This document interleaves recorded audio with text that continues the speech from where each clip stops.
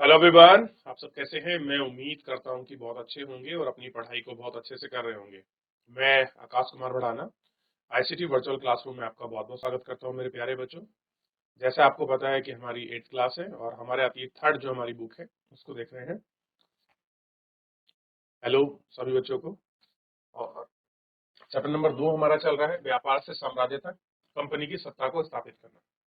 तो इसमें हम लोग आपका सबसे पहले हमने देखा कि भारत में कैसे कैसे आपकी छोटी छोटी जो आपकी रियासतें थी उनको हमने पढ़ा, क्षेत्रीय रियासतों के विषय में पढ़ा, कैसे कंपनी आपका व्यापार करने आई थी और व्यापार से कैसे वो एक आपका यहाँ की तानाशाह बन गई है कि स्वामी बन बैठे, इसके विषय में हमने कल पढ़ा। फिर हमने ये पढ़ने के बाद हमने देखा कि ईस्ट इंडिया कंपनी जब आ रही थी तो कैसे कैसे आई, क्या अकेली यूरोप से वही कंपनी भारत आई थी या फिर आपका पुर्तगाली, डेनिश, आपका फ्रांसीसी कंपनी, ये लोग भी आपका भारत है। इनको हमने देखा।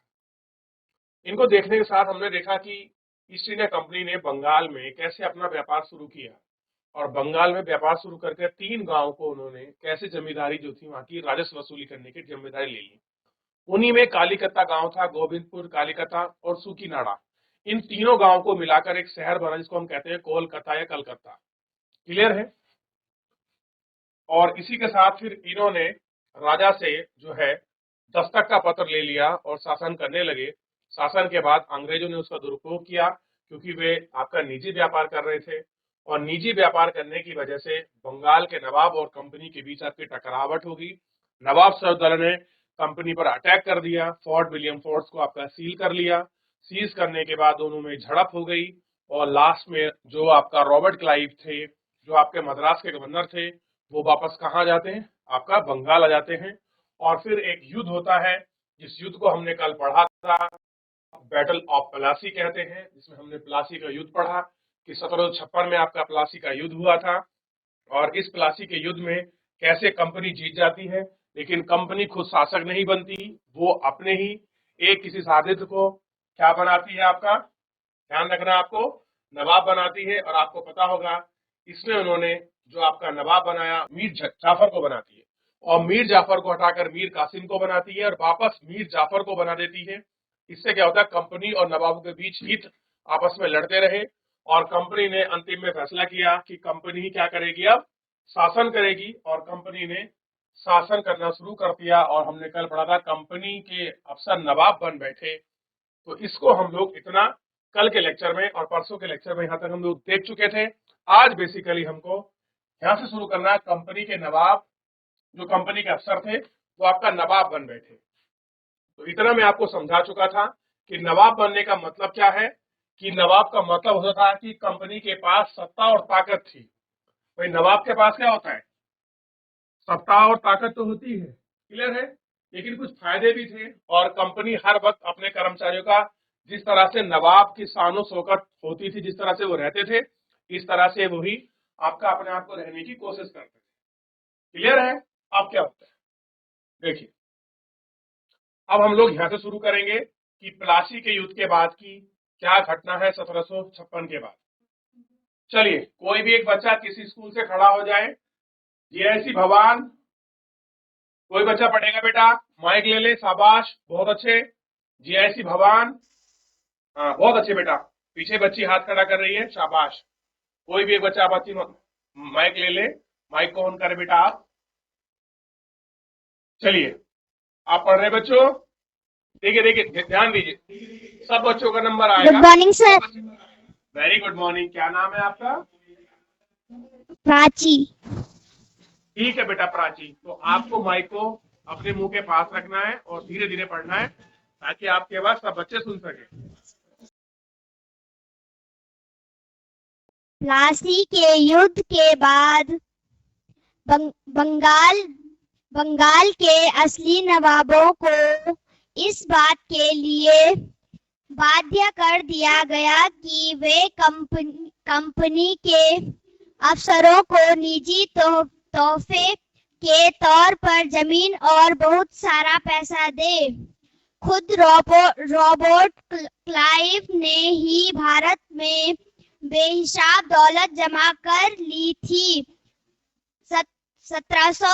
1943 में जब वह इंग्लैंड से मद्रास अब चेन्नई आया था तो उसकी उम्र 18 साल थी। 1767 में जब वह 2 बार गवर्नर बनने के बाद हमेशा के लिए भारत से रवाना हुआ तो यह उसकी दौलत 401-102 पाउंड के बराबर थी। दिलचस्प बात यह है कि गवर्नर के अपने दूसरे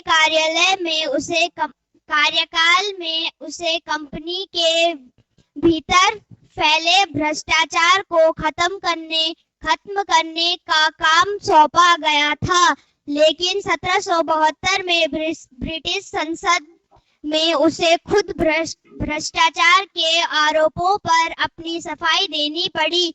सरकार को उसकी अकुत संपत्ति के स्रोत संदेहास्पद लग रहे थे। उसे भ्रष्टाचार आरोपों से बरी तो कर दिया गया, लेकिन 1974 में उसने आत्महत्या कर ली। कंपनी के सभी अफसर क्लाइव की तरह दौलत इकट्ठा नहीं कर पाए। बहुत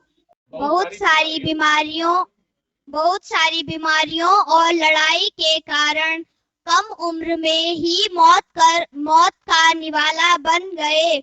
इसके अलावा उन सभी को भ्रष्ट और बेईमान मानना भी सही नहीं होगा। उनमें से बहुत सारे अफसर साधारण परिवारों से आए थे। उनकी सबसे बड़ी इच्छा बस यही थी कि वे भारत में ठीक ठाक पैसा कमाए और ब्रिटेन लौटकर आराम की जिंदगी बसर करे। जो जीते जी धन दौलत लेकर वापस लौट गए, उन्होंने वह आलीशान जीवन जिया।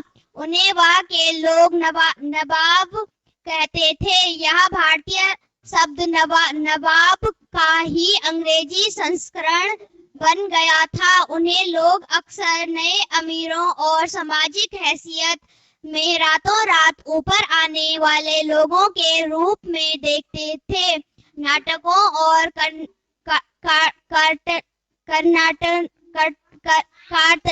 कार्टनों में उनका मजाक उड़ाया जाता था। अब बैठ जाइए। दूसरी बच्ची माइक ले, कोई और चैप्टर मतलब अगला कोई और बच्चा। Good morning sir. Very good morning. क्या नाम है आपका? कंपनी का फैलता शासन। आलोक। ठीक है बेटा, आलोक आप पढ़े।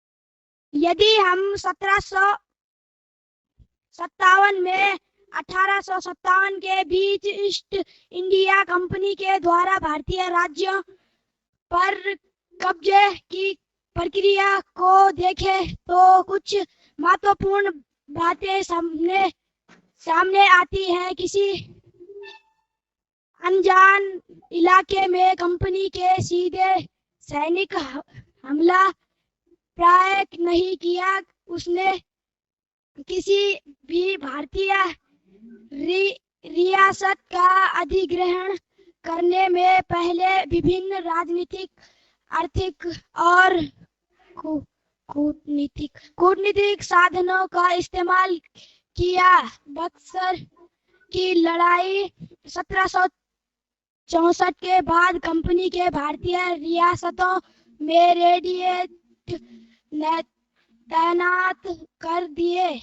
ये कंपनी के राजनीतिक या व्यावसायिक प्रतिनिधि होते थे। उनका काम कंपनी के हितों की रक्षा करना और उन्हें आगे बढ़ाना था।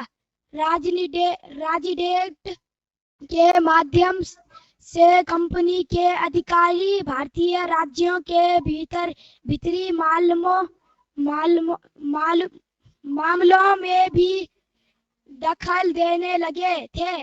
अगला राजा और कौन होगा, किस पद पर किसके बिठाया जाएगा, इस तरह की चीजें भी कंपनी के अफसर ही तय करना चाहते थे। कई बार कंपनी ने रियासतों पर सहायक सदी भी थोप दी।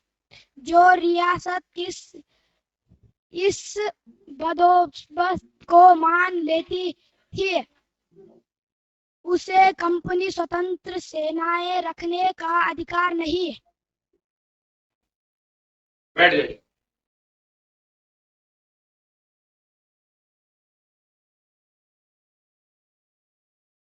चलिए, थोड़ा बच्चों ने पढ़ा, आपने, प्राची ने पढ़ा और आलोक ने पढ़ा। बहुत अच्छा पढ़ा दोनों बच्चों ने, शाबाश। आप लोग कितना अच्छे से पढ़ते हैं, बढ़िया बात है। कितना कॉन्फिडेंस आपका मजबूत है, इससे पता चलता है। चलिए, थोड़ा हम लोग समझने का प्रयास करेंगे। ध्यान देंगे सभी बच्चे, ध्यान दें। यानी कि प्लासी के युद्ध के बाद, अब प्लासी का युद्ध हो गया। प्लासी के युद्ध के द्वारा मैं आपको पृष्ठभूमि बनाता हूं। यानी कि नवाब लड़ेगा और कंपनी लड़ेगी। कौन जीत गई? आपका कंपनी जीत गई। तो क्या हुआ? प्लासी के युद्ध के बाद असली नवाब मतलब जो अवध के नवाब होंगे, भाई वही तो असली नवाब हुए। इस बात के लिए बाध्य कर दिया गया। बाध्य का मतलब होता है उनको मजबूर कर दिया गया। क्यों मजबूर कर दिया गया? कि वे कंपनी के अफसरों को निजी तोहफे दें। अब निजी तोहफे का मतलब क्या है? महंगे महंगे उनको गिफ्ट देना, उपहार देना। यानी कि अंग्रेज अधिकारियों ने क्या कर दिया? नवाबों पर इतना प्रेशर गिरा, उनको बाध्य किया कि आपको हमें गिफ्ट देने चाहिए, तोहफा आपका देने चाहिए। क्या देंगे तोहफे पर? तोहफे में क्या दिया उन्होंने? जमीन दे दी और बहुत सारा पैसा। अब सोचिए, जमीन दी है तो वो जमीन कोई व्यक्ति जोतेगा, उससे कुछ पैसा आएगा, उससे कुछ राजस्व आएगा, और कुछ पैसा दिया। और कह रहे हैं कि रॉबर्ट क्लाइव ने ही बंगाल में बेहिसाब, भारत में बेहिसाब दौलत जमा कर ली थी। यानी कि अगर आप खुद बात करो क्लाइव की, तो रॉबर्ट क्लाइव ने बंगाल में बहुत सारा पैसा इकट्ठा कर लिया। अब वो कंपनी का मुख्य सर्वे सर्वा बन गए, युद्ध जीत लिया उन्होंने, सब कुछ उनके हाथ में था। तो जिस तरह से जो कुछ चाहते थे उन्होंने किया, और उन्होंने पूरा फायदा उठाया पैसा इकट्ठा करने के लिए, और बेहिसाब दौलत उन्होंने क्या कर ली? इकट्ठा कर ली। अब कह रहे हैं कि 1743 में, अब ये कहानी सुना रहे किसके बारे में? रॉबर्ट क्लाइव के बारे में। थोड़ा उनकी हिस्ट्री जो है ये बता रहे हैं कि रॉबर्ट क्लाइव ने 1773 में वह इंग्लैंड से कहाँ आया था? मद्रास यानी कि वर्तमान का चेन्नई। और आप जानते हैं कि जब पहला युद्ध हुआ था और फोर्ट विलियम पर जब अटैक किया था रॉबर्ट क्लाइव ने, तो रॉबर्ट क्लाइव को टक्कर देने के लिए मद्रास से अपनी सेना किसने रवाना की थी बंगाल की तरफ? तो रॉबर्ट क्लाइव ने। अब देखिए, ये कहाँ आया? मद्रास आया। तो उसकी उम्र मात्र 18 साल थी, यानी कि बहुत कम एज थी, 18 साल थी। लेकिन 1767 में जब वह दोबारा गवर्नर बना, तो वह हमेशा के लिए भारत से रवाना हो गया। यानी कि 2 बार गवर्नर बनाया गया उसको, और फिर क्या कर दिया गया? भारत से हमेशा के लिए रवाना। और उसकी दौलत उन्होंने बताई है कि लगभग कितने पाउंड उसकी दौलत थी?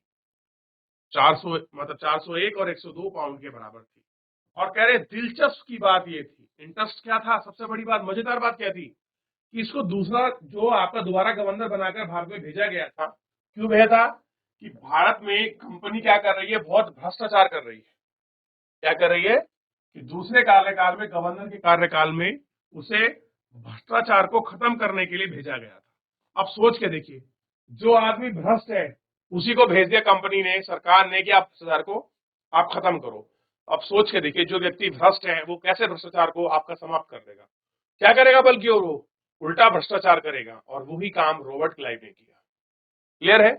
अब देखिए, लेकिन 1772 में ब्रिटिश संसद में उस पर खुद भ्रष्टाचार के आरोप के खिलाफ आपके सफाई देनी पड़ी।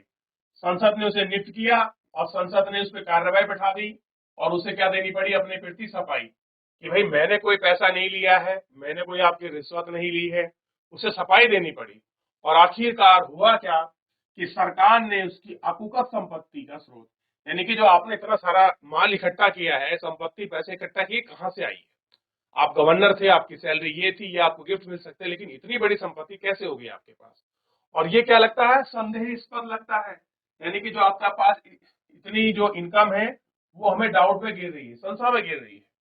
उसे भ्रष्ट आरोपी से बरी तो कर दिया गया कि चलो ठीक है, हम आपको भ्रष्टाचार से मुक्त करते हैं। मुक्त तो हो गया, लेकिन हुआ क्या, 74 में उसने आत्महत्या कर ली। सोच के देखिए, जिसने बंगाल की लड़ाई लड़ी हो, लड़ाई को जीत गया हो, बंगाल में अपना शासन स्थापित किया हो, 2 बार गवर्नर रहा हो, 18 साल की उम्र में उसको चार्ज मिल गया हो बंगाल, आपके मद्रास जैसे आपके क्षेत्र का, उस व्यक्ति ने बहुत सारा धन कमाया, उस पर धन के खिलाफ आरोप लगे, एलिगेशन लगे कि आपके पास पैसा कहां से आया, उस एलिगेशन से भी बरी हो गया, उस जो आरोप उस पर लगा था भ्रष्टाचार का उससे भी निकल गया, और बाद में क्या कर ली, 1774 में उसने आत्महत्या कर ली। क्लियर हो गया। अब देखिए इससे क्या सबक मिलता है कि कंपनी के साथ के सभी अफसर, बहुत लोगों का सपना था कि जिस तरह क्लाइव ने जितनी दौलत आपकी इकट्ठी करी थी हम भी कर लें, लेकिन लोग नहीं कर पाए। बहुत सारी बीमारी और लड़ाई के कारण कम उम्र में ही उनकी मौत हो गई, या वो मौत का निवाला बन गए।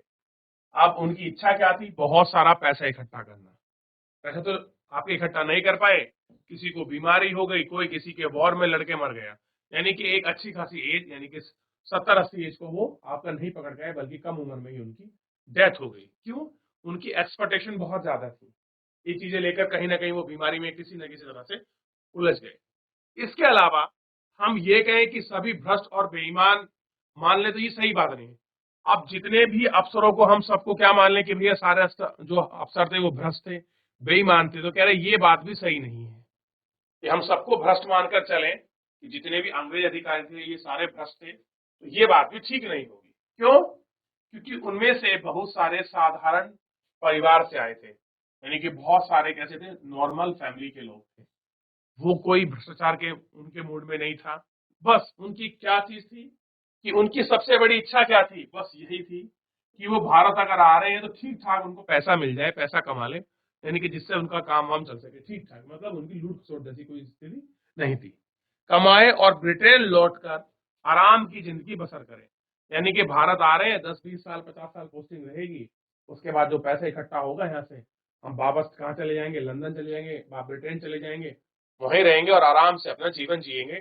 कुछ लोगों की ऐसी भी सोच थी। जो जीते धन दौलत लेकर वापस लौटे। अब कह रहे हैं जिन लोगों का ये आपकी मंशा थी, कुछ उनमें कामयाब भी रहे होंगे, तो कुछ लोग जीत कर अपने धन को लेकर वापस अपने शहर चले गए और वहां जाकर उन्होंने आलीशान जीवन जिया। अब आप देखते होंगे कोई लोग विदेश में कमाने के लिए जाता है और 10-20 साल 50 साल वहां काम करता है, 20-30 साल, और बहुत अच्छा पैसा कमाकर भारत लेके आता है, लास्ट में आराम से सुख का जीवन जीता है। ठीक, और वहां के लोगों को, अब जो इस तरह का जीवन जी रहे थे, तो इस तरह के लोगों को वहां के लोग आपका नवाब कहते थे कि भाई ये तो नवाब है। क्लियर है।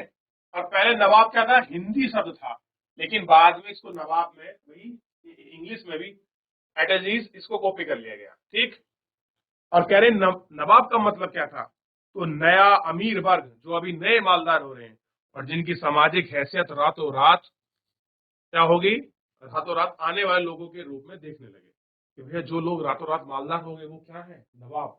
रातों रात मालदार का मतलब कैसे हुआ भाई, उनके पास पहले एक नॉर्मल अपने सीमित आपके संसाधन थे, भारत से नौकरी करके आए, पैसा लेकर आए और पैसा हो गया, धनवान हो गए, धनवान हो गए तो मतलब बंगाल में से वहां नौकरी करी है, यानी कि वो नवाब हो गए। क्लियर हो गया, ये आपको ध्यान रखना।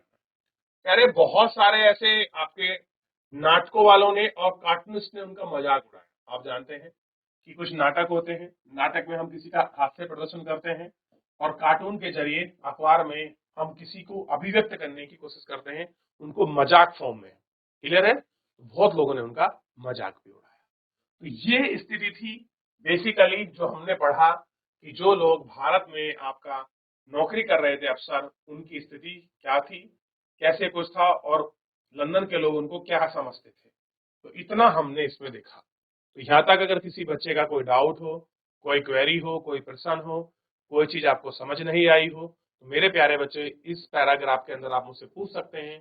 कोई भी बच्चा किसी भी स्कूल से पूछ लीजिए, नहीं तो फिर हम लोग आगे बढ़ेंगे।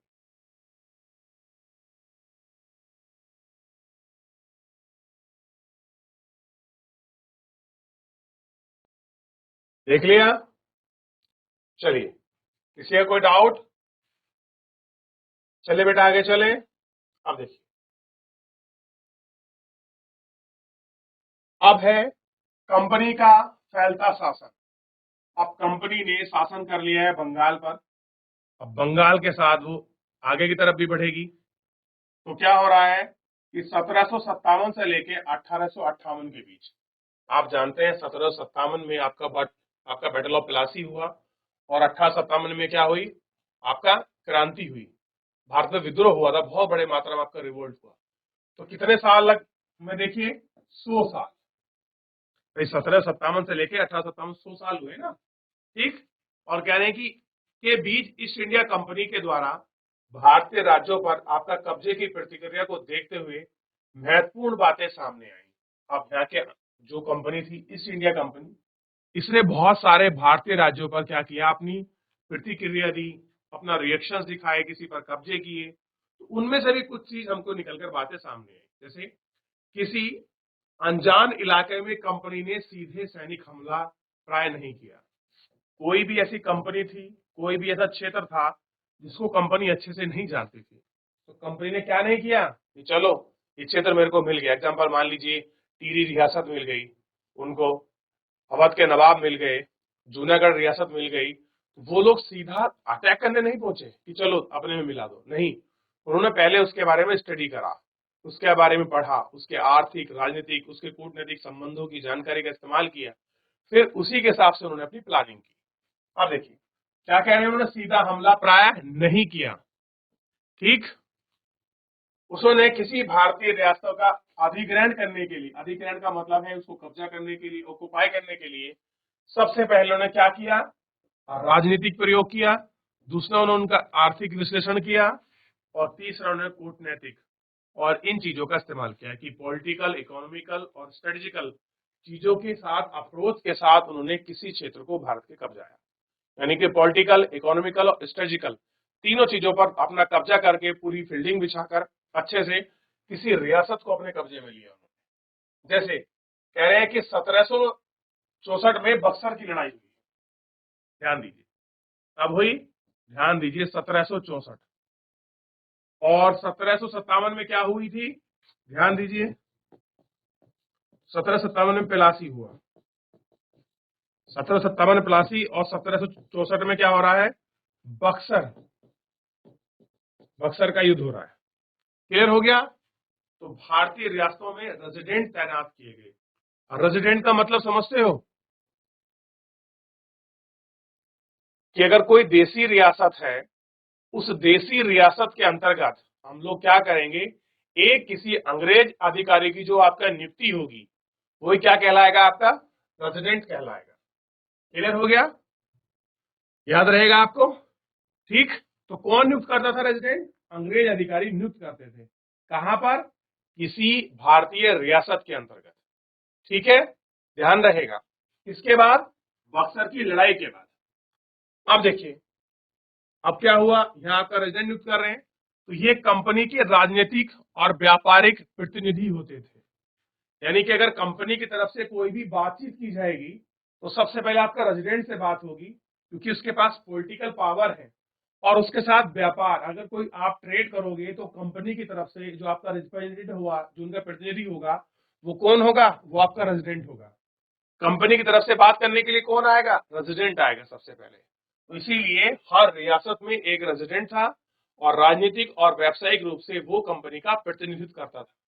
क्लियर है? अब देखिए, उनका काम कंपनी के हितों की रक्षा करना था। बेसिकली काम क्या था, जो उनकी अपनी कंपनी है उनकी हितों की वो रक्षा करे और उन्हें आगे बढ़ाना था। यानी कि निरंतर वो प्रोसेस आते थे और रेजिडेंट के माध्यम से कंपनी के अधिकारी भारतीय राज्यों के भीतर के मामले में भी दखल देने लगी थी। अब कंपनी क्या कर रही थी, हर कंपनी का एक रेजिडेंट था, एक सेनापति, आप ऐसे कह सकते हैं, एक रेजिडेंट, एक उनका प्रतिनिधि था कंपनी का, वो एक आपकी सेना रखता था और सारे पॉलिटिकल जो भी इंटरफेरेंस थे रेजिडेंट करता था, उसकी जानकारी वो कंपनी को देता था और कंपनी उसके अनुसार ही चीजों को मैनेज करती थी। क्लियर है? अब देखिए, अलग अलग राजा कौन होगा, किस पद पर किसको बैठाया जाएगा, किस तरह की वहां चीजें भी कंपनी के अफसर तय करना चाहते थे। अब वो चाह रहे थे कि भैया कौन राजा बने ये भी हमसे कंफर्म हो, किस पद पर कौन बैठेगा ये भी हमसे पूछा जाए, और सब चीजें क्या चाह रहे थे, यही अफसर चाह रहे थे कि जो भी कुछ अब नई अपॉइंटमेंट हो, चाहे किसी को वजीर बनाना हो, आपको सिपाही एडमिट आपका ज्वाइन कराना हो, किसी को चीफ बनाना हो, किसी को राजस्व वसूलना हो, ये सारी चीजें हमसे मिल चाहिए। चलिए, तो इस तरह से क्या करते थे अंग्रेज अफसर चीजें करते थे। अब देखिए अब क्या होगा, कंपनी बार बार रियासतों पर सहायक संधि, ये बड़ा इंपॉर्टेंट है, आप ध्यान रखिए, इसको भी आगे पढ़ने का मौका मिलेगा आपको ग्रेजुएशन पोस्ट ग्रेजुएशन में, ये सहायक संधि आपको पढ़ने मिलेगी, और लॉर्ड वेलेजली इसके संस्थापक हैं, आपको इसके बारे में अच्छे से पढ़ने मिलेगा। ठीक, और कह रहे जो रियासतें इस बंदोबस्त को मान लेती थी वह अपनी स्वतंत्र सेना रखने का अधिकार नहीं था। अगर आपने सहायक संधि को एक्सेप्ट किया है तो अब वहां का राजा, वहां का बादशाह अपनी सेना को नहीं रख सकता था, बल्कि अंग्रेज रेजिडेंट ही वहां अपनी सेना रखते थे। क्लियर है, ये थी सहायक संधि। ठीक है, ठीक, उस कंपनी की तरफ से सुरक्षा की जिम्मेदारी मिलती थी, अब वो ही सुरक्षा करेंगे। सहायक सेना के रखरखाव के लिए कंपनी को पैसा देती थी। अब वहां की रियासत, अब मैं मान लीजिए किसी क्षेत्र का नवाब हूं, तो मैंने सहायक संधि को आपका स्वीकार कर लिया है, और सहायक संधि को स्वीकार करने की वजह से अब वहां ब्रिटिश सेना रखी जाएगी, वो मेरी सुरक्षा करेगी, सहायक सेना होगी, और वो उस सहायक सेना को पैसा मुझे देना पड़ेगा। क्लियर है, अगर भारतीय शासक रकम अदा करने में चूक जाते थे, यानी कि जितना एक साल का या हर महीने का कंपनी को पैसा देना था वो नहीं दे पाते थे, तो जुर्माने के तौर पर उनका इलाका कंपनी के कब्जे में ले लेती थी। कंपनी ने क्या काम किया, देखिए सहायक संधि है ये, बेसिकली रेजिडेंट रखा है, आपने हाथ मिला लिया अंग्रेजों से, अंग्रेजों ने कहा भैया तुम्हारी सेना अच्छी नहीं है, तुम पे दूसरा राज्य अटैक कर सकता है, हम अपनी सेना रखेंगे, अपनी सेना रख दी। अब सेना रहेगी तो उसके खाने का, पीने का, रहने का बंदोबस्त करना पड़ेगा, उसके लिए पैसा चाहिए, वो पैसा किससे लेते थे, राजा से, आपका नवाब से।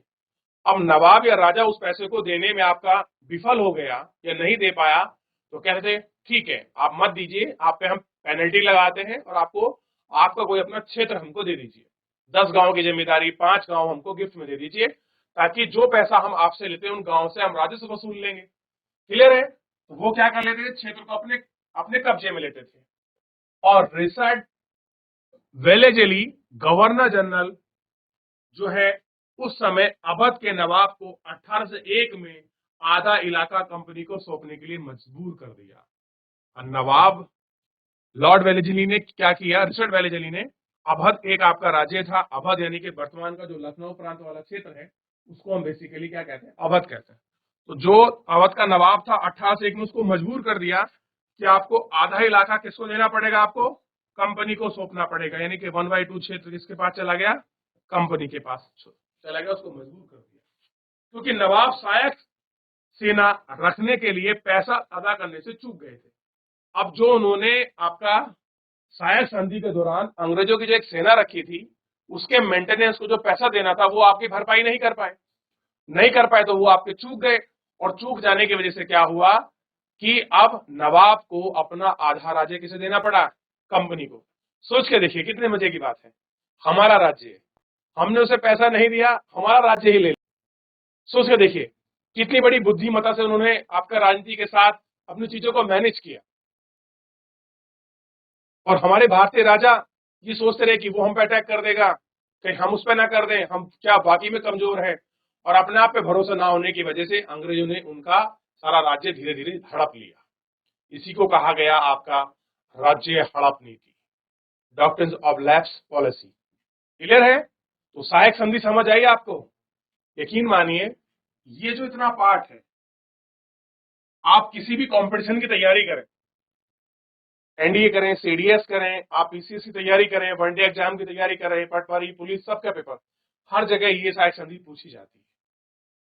ठीक है, तो आप इतना इसको बिल्कुल भी इस तरह से मत लीजिए कि केवल कोर्स में है, कोर्स का पार्ट तो है ही, साथ में हम आगे जब हम लोग, अगर कोई बच्चा हिस्ट्री, ज्योग्राफी या कोई बीए वगैरह करता है, आर्ट्स से साइड से अपने सब्जेक्ट चुनेगा, तो हिस्ट्री के साथ ये चीजें हमेशा आपके लिए ऐसे ही बनी रहेंगी, कोई चेंज नहीं होता। ठीक है, ये आपको ध्यान रखना।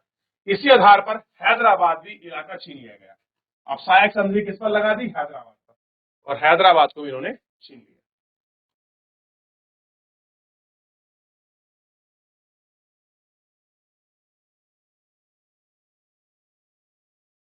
ठीक है, देख लिया।